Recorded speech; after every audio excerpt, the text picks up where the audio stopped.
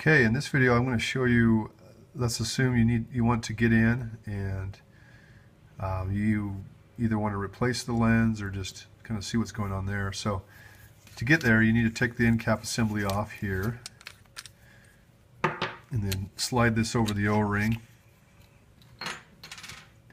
and then you're kind of left here.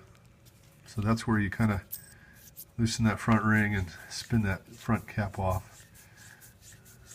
And this particular flashlight, it likes to grab a little when you're pulling it off against that O-ring. So you'll just want to be aware of that. Just twist it back together. So that's where you're at, and then you can snug that up with a wrench. Just kind of grab it on the flat spots and just do a little turn. So now that you got the heat shield right here, you'll notice that you got the sapphire lens or polycarbonate right there, but it's held in by an O-ring that fits in there nice and snug. So I like to take a little tool I got from a local hardware store.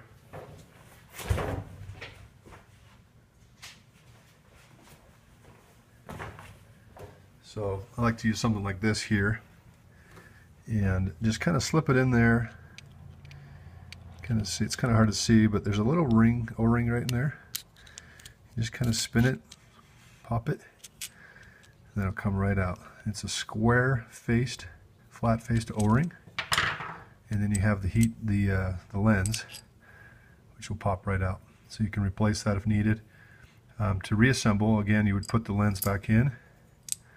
Make sure it's nice and flat, and then just slip that in there. That should hold the lens in good. Once you're in this state, you can reassemble the light. Whenever you're tightening the heat shield, this is always key. You want to make sure that ring is backed all the way off so that it bottoms out up against that O-ring. And then I like to take it and twist it about half a turn.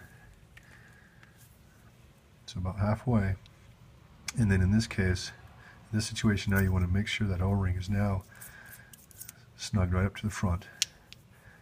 Then you can put your carbon tube on and your Atlas ring and put your Endcap assembly and you're all good.